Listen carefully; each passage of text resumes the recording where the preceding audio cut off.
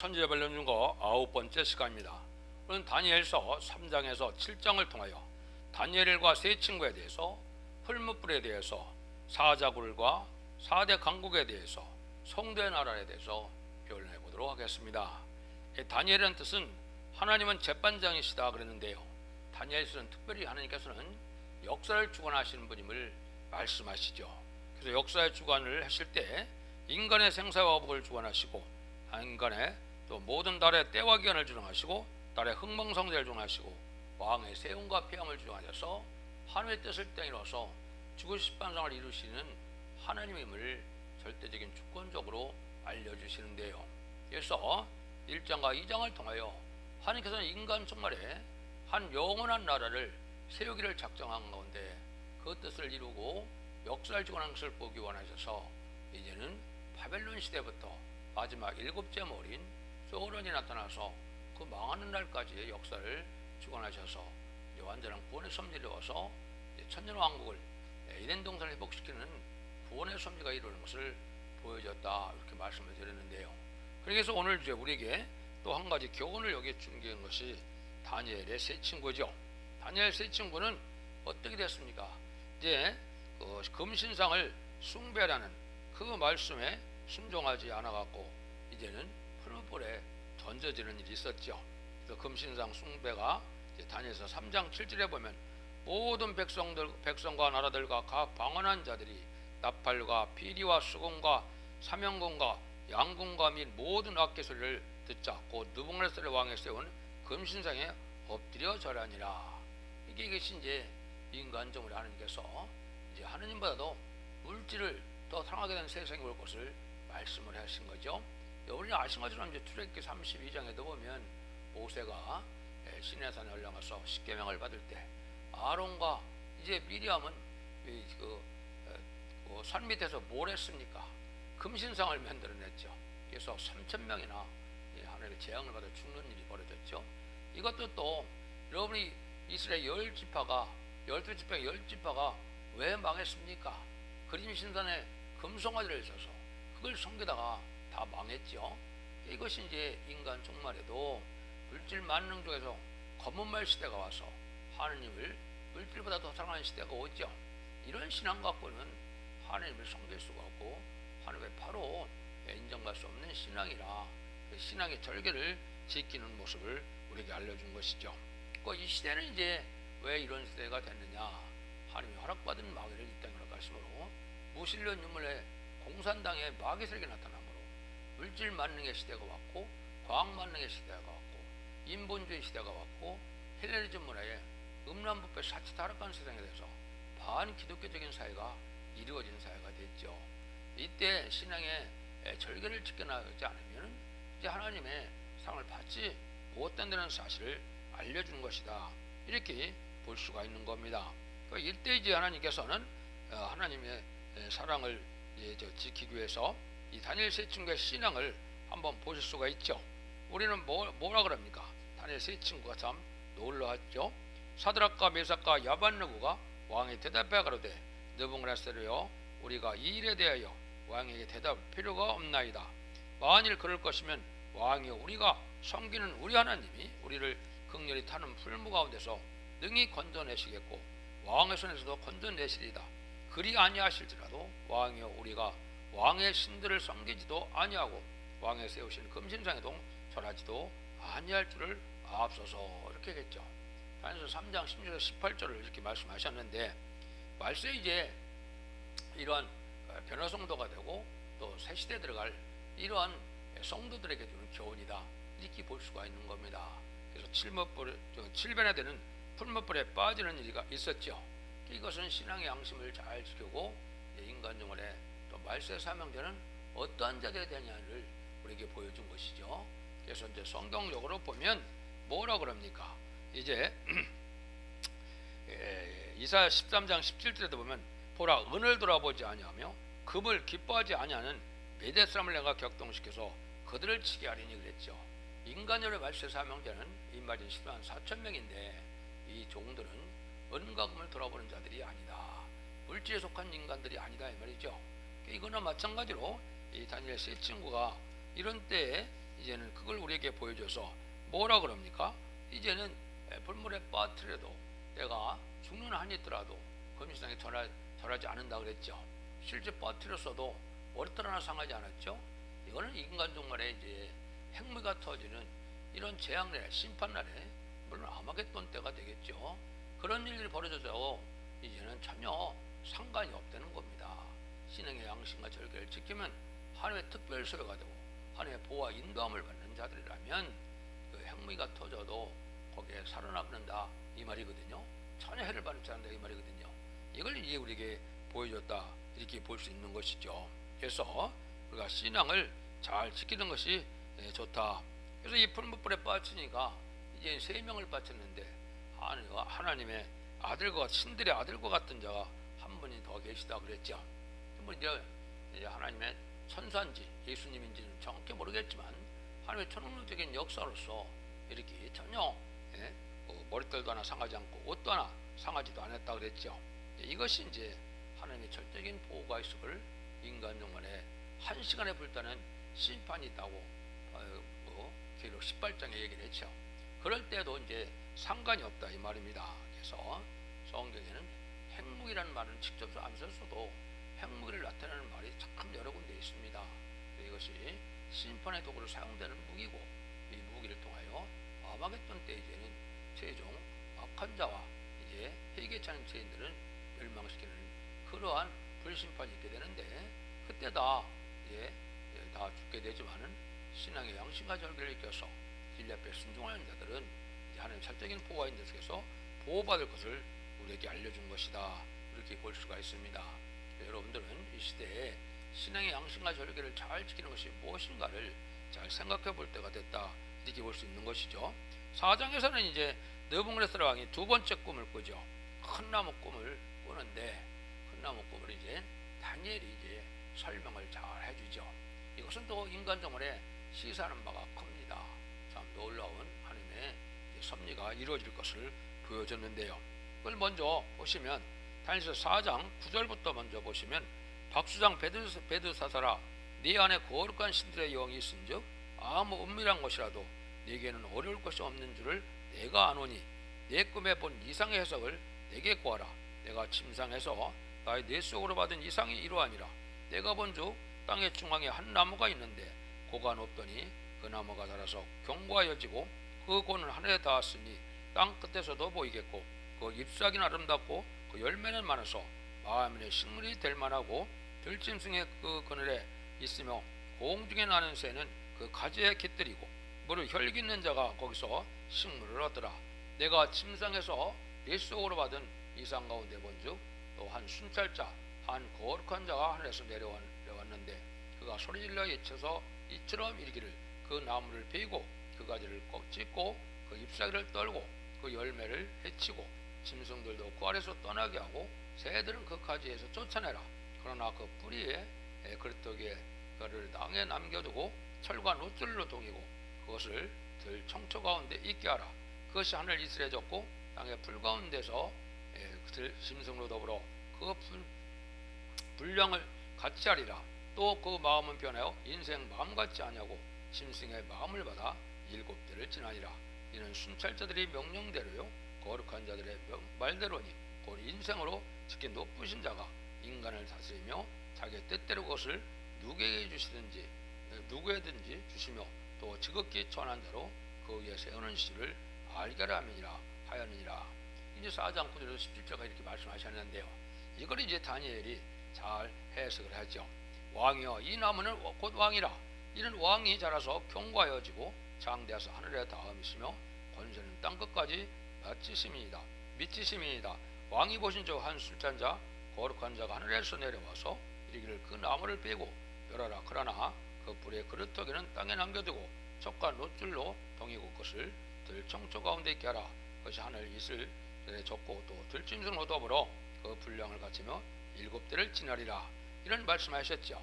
이것이 이제 7대는 마지막 한일의 전선명 후선명만을 뜻했고 인간의 왕으로 가장 높은 왕에 있는 이러한 느부갓네살 왕이 바로 큰 나무로 보여졌죠. 큰 나무는 가장 권세가 많은 자다 이 말이죠. 근데 그것이 하루아침에 이제 배임을 당해서 망하게 되는 걸 보여줬죠.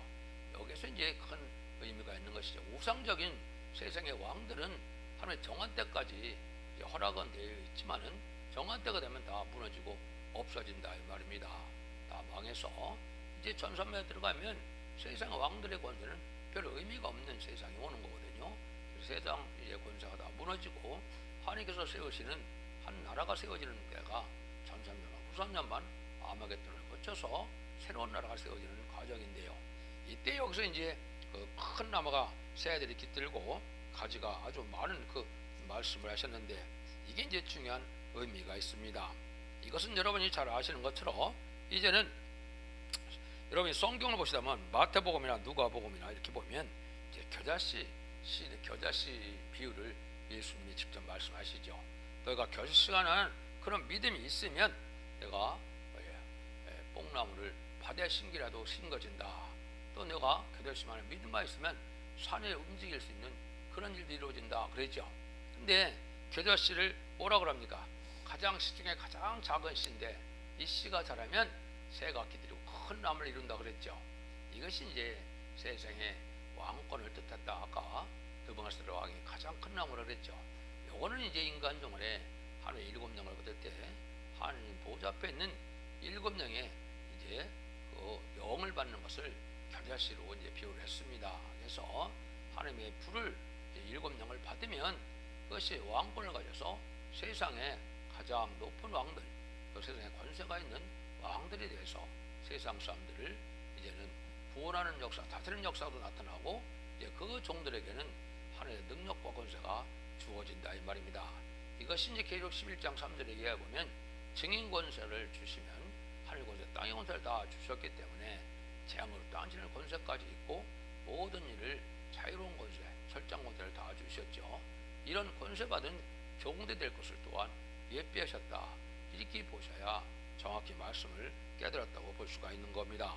그래서 이러한 모든 권세가 하나님 앞에 있음을 알게 하죠.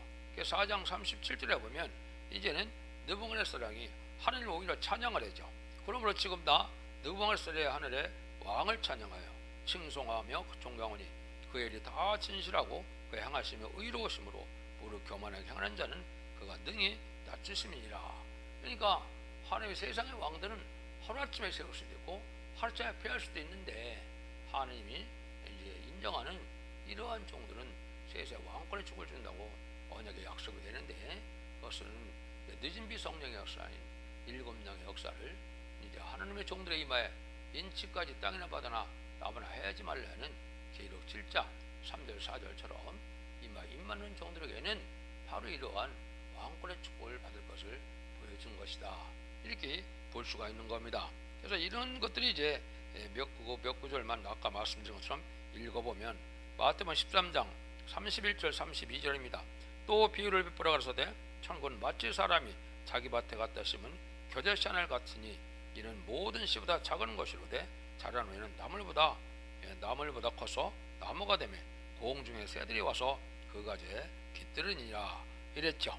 마태복음 17장 20절에서는 가라사대 너희 믿음이 적은 영혼이라 진실로 너에게 이르노니 너희가 만일 믿음이 겨자씨만한 있으면 이 산을 명하여 여기서 저기로 옮기라 해도 옮길 것이요 또 너희가 못할 것이 없으리라. 예수님이 말씀하셨는데 예수님이 헛된 말로 말씀하신 게 아니죠. 이런 일이 있어야 되는데 이것이 바로 하나님의 인을 맞아서 이제는 권세 능력을 받음으로 하늘 권세 땅의 권세 다 받은 두 중인 권세 아래 있는 104,000명의 백성들의 권세를 뜻된 것이다. 이렇게 볼 수 있는 것입니다. 누가복음 17장 6절에서도 보면 주께서 가라사대 너에게 겨자씨 하늘만큼 안한 믿음이 있었다면 이 뽕나무대로 뿌리를 뽑혀 바다에 심기리라 하였을 것이요 그것이 너에게 순종하였으리라. 이렇게 말씀해 주셨죠. 이게 이제 하나님의 권세 받은 종들이다. 요 5장에서는 여러분이 이제 벨사살 왕이 이제 그 사적이 있죠. 뭐라 그럽니까? 연을 베풀 때 손가락이 쓴 글씨가 이제 나타나죠. 이게 참 놀라운 일이죠. 하루 아침에 이제 그 왕이 피함을 받게 되는 걸 보여주는데, 네, 뭐라고 씁니까? 이 기록한 글자는 이것이니 미네멘의 대갈 우버르신이라 그랬죠. 이건 하나님이 이미 왕의 나라의 시대에서 이제 다뤄보니까 왕의 자격이 없다 이렇게 해서 왕의 폐함을 받는 걸 보여주시죠. 이걸 갖고 이제 우리가 교훈을 삼는다면 그때 교훈을 삼을 수 있는 것은 우리 박근혜 대통령을 교훈을 삼을 수 있다고 생각이 듭니다. 박근혜 대통령이 그러면 무슨 죄를 그렇게 큰 하나님께 지었느냐? 제가 보기에는 바로 중공의 자금성에 가서 그 건승절이라고 그러나요? 그 승리나라를 잡축한 데 가서 축하를 했거든요. 그건 있을 수 없는 일이거든요. 우리나라를 원수의 나라가 와서 쳐부신 나라인데 그 나라에 가서 그걸 기념한다? 이건 영적으로는 있을 수 없는 일입니다. 마귀의 세력이 아파서 이게 굴복하는 마찬가지죠. 저는 보기에 하나님이 그때 많이 진노하지 않았었나 이렇게 생각할 수 있습니다. 물론 절대적으로 주장할 수는 없지만은 그래서 하루아침에 박근혜 대통령이 떨려난 날이 일어났죠. 이거는 이제 또 하나님의 섭리 속에 새로운 악한 왕을 그래서 하나님의 뜻을 이루기 위한 하나님의 방법이다. 그래서 누가 심판의 대상자인지, 누가 이제 의로운 자인지, 누가 참된 종인지 거짓 종인지, 누가 참된 기독교인인지 들푸도 기독교인지 이런 걸 가르는 시대가 지금 왔는데 하나님의 섭리가 있다 이렇게 볼 수가 있는데 이것은 절대적으로 주장할 수 없더라도 그렇게 볼 수가 있다 이렇게 볼 수 있습니다. 그래서 하나님께서는 이제 모든 일을 합당하여만 된다 이렇게 말씀하시죠. 이것이 이제 사무엘상 2장 3절에 보면 하나님이 이렇게 말씀하셨죠. 심히 교만한 말을 다시 하지 말 것이며 오만한 말을 너희 입에서 내지 말자다. 여호와는 지식의 하나님이시라 행동을 달아보시느니라 그랬죠. 행동을 달아보셔서 하나님 합당한 자 아닌 자를 하나님이 골라내신다 이 말이죠. 이게 인간 종의 참된 종의 발에 들어가려면 우리가 삶과 행위가 생활이 하나님 앞에 합당해야 된다. 이걸 우리가 볼 수 있는 겁니다. 특별히 세세 왕권의 축복을 받을 새시대의 축복과 영원한 무궁석의 왕권을 받을 자들은 하나님이 특별히 또 검토를 하시겠죠. 그런 교훈을 우리에게 주었다 이렇게 볼 수가 있습니다. 6장에서는 이제 여러분이 잘 아는 것처럼 다니엘이 사자굴 해서 살아나오는 것을 이제 우리가 볼 수가 있죠. 다니엘은 이제 신앙의 절기를 얼마나 잘 지켰나 볼 수 있죠. 다니엘서 6장 10절을 보면 다니엘이 조서에 어인이 지킨 것을 알고도 자기 집에 들어가서는 그 방해 예루살렘을 향하여 열린 창에서 전에 행하던 대로 하루 3번씩 무릎을 꿇고 기도하여 하나님께 감사했더라. 여기에 보니까 이제 어인이 지킨 것을 보고 그랬어요, 그죠? 그래 알고도 그랬다. 이거 하는 그 왕이 이제 명령을 내린 거니까 이걸 순종하려면 죽게 되는 거죠. 그걸 알고도 다니엘은 그 신앙의 절개를 지켰다 이 말이죠. 그래서 결국은 어떻게 됐어요? 사자굴에 빠졌죠. 하지만 하나님께서는 천사를 보내서 사자의 입을 다 봉해놨기 때문에 사고 다니엘은 전혀 상함이 없이 이런 일이 있었죠. 나중에 이제 다른 자들이 사자굴에 빠지니까 그 자들은 다 어떻게 했습니까? 다 사자가 물어뜯어 먹었죠. 이건 뭘 뜻하느냐? 이게 참 중요한 일이죠.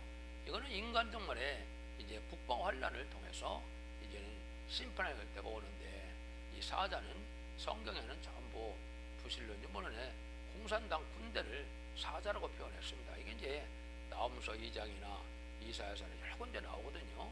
그러니까 이런 일들이 이제 있을 때 전체적으로 하나님의 절대적인 보호로 이제는 하나님의 이 북방 환란에 피를 당치 않을 걸 보여준 겁니다.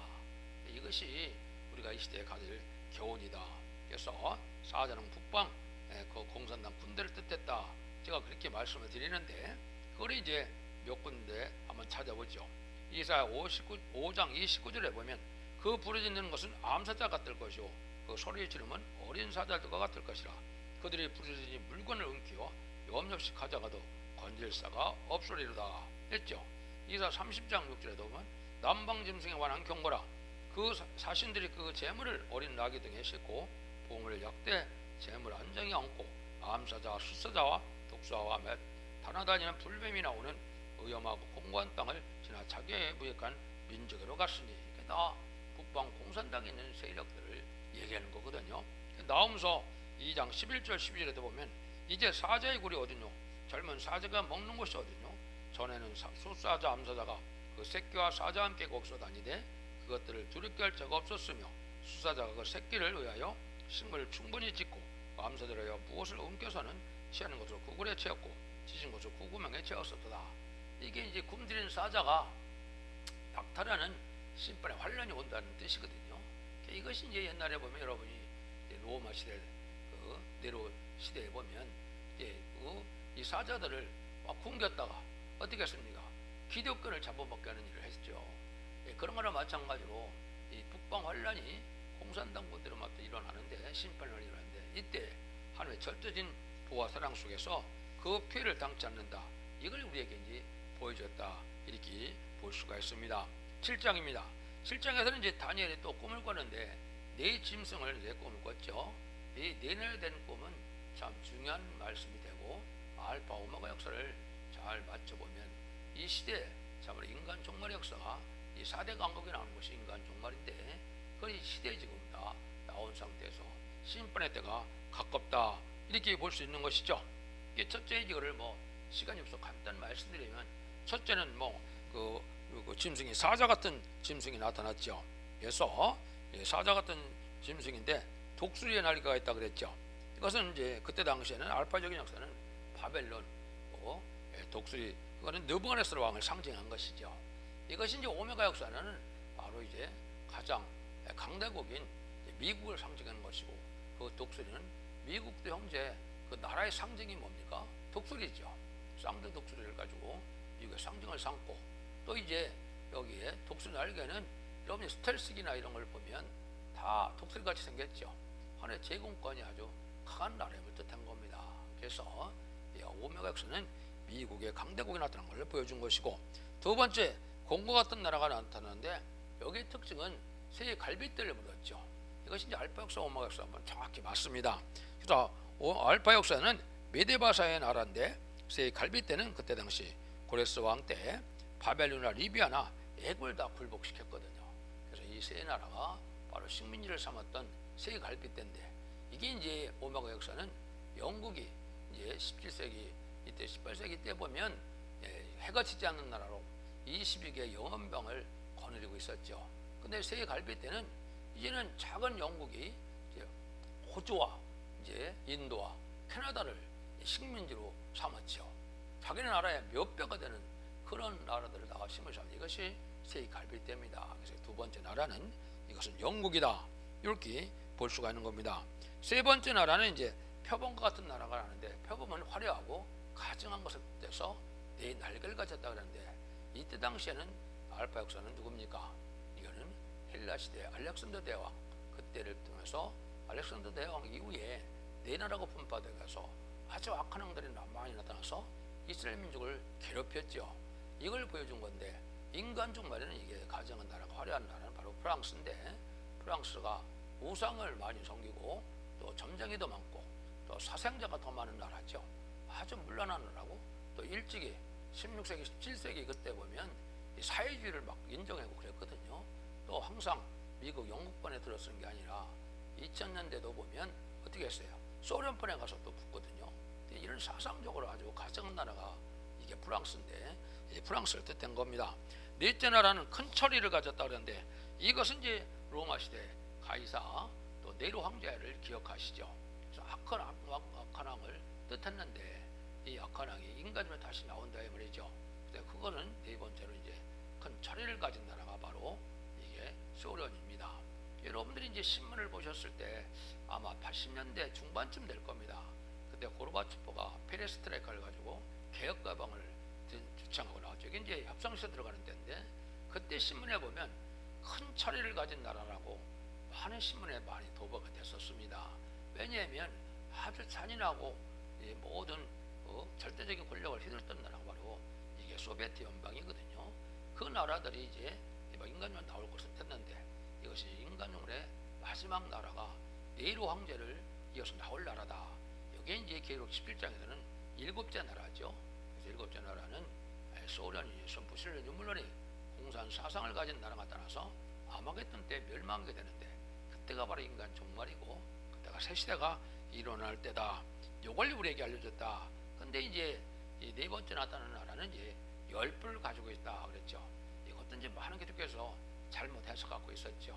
어떤 종들은 유럽의 이유다 별인데 그건 전혀 상관이 없죠. 열부는 열 나라 위성국가를 뜻된 것이고, 위성국가를 가졌던 나라는 소련밖에 없는 것이고, 지금이야 이제 1975년 4월 30일 베트남 전쟁이 끝나므로 이제는 3분의 1이 공산화됐다가, 지금은 이제 대부분 많이 공산화해서 벗어진 나라가 많죠. 이것은 이제 하나님의 정한 때가 돼서 다시 그런 세력이 나타날 것이다, 이렇게 볼 수가 있는데, 계시록 17장에 보시면 이제 8째 왕이 등장하는데, 8째 왕은 이제 7째 왕에 속한 자인데, 그다음 3세대전에서 이제 패권 세력이 되어서 후 3년 만에 짐승의 표인 666표를 주기할 나라를 뜻한 거거든요. 이런 날들이 이제 예정한 것이다, 이렇게 볼 수가 있습니다.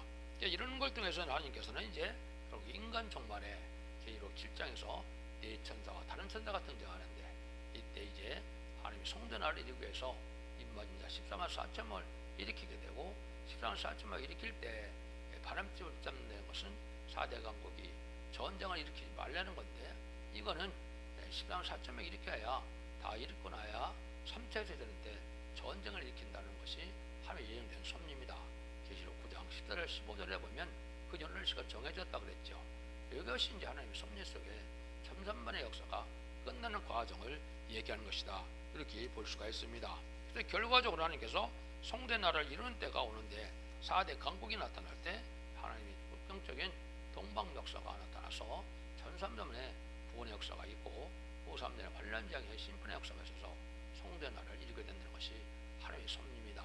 그래서 다니엘서를 통해서는 하나님의 역사의 주관자가 돼서 모든 것들이 하나님의 주관에다 이루어지는 것이고, 악한 왕도 악한 세력도 하나님의 섭리에 이루어진다는 사실을 믿고, 여러분의 강한 믿음 속에서 하나님의 섭리를 잘 깨달아서 진리앞에 순종함으로 자손만대축을 이룰 때가 되었는데요.